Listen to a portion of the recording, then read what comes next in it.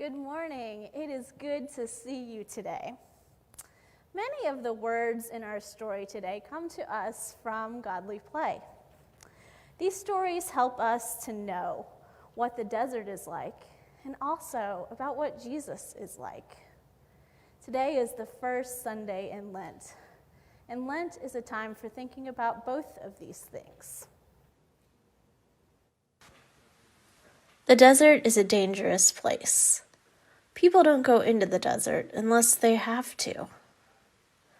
The desert is always moving, and it's easy to lose your way. Not much grows in the desert, so there's not much to eat. And it almost never rains in the desert, so there's not much to drink. We need food and water to live. During the day, the desert is hot, and the sun burns your skin. At night, the desert is cold. When the wind blows in the desert, the sand flies up and stings where it touches you. People in the desert wear many clothes to protect them from the sun and the cold and the wind. The desert is a dangerous place.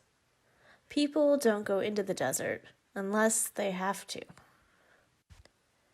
And yet, after he was baptized by John, Jesus crossed over the Jordan River and spent 40 days and 40 nights alone in the desert, learning about who he was and the work that he had been given to do.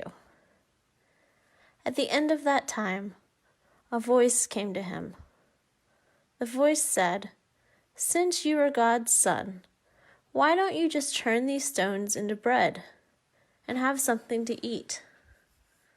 But Jesus said, "No, people need more than bread to live." Then it was as if Jesus was at the highest point in Jerusalem, at the top of the temple.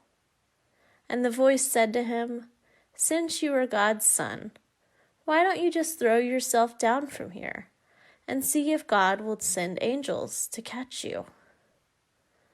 But Jesus said, "No, we do not need to test God." Finally, it was as if Jesus was at the top of a mountain, looking down at all the kingdoms of the earth. The voice said, "If you bow down and worship me, I'll give all of this to you." But Jesus said, "No, I am going to be king, but not that kind of king." Then the voice went away, and Jesus went back out of the desert and across the Jordan River to begin his work.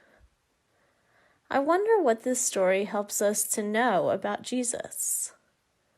I wonder what it helps us to know about ourselves.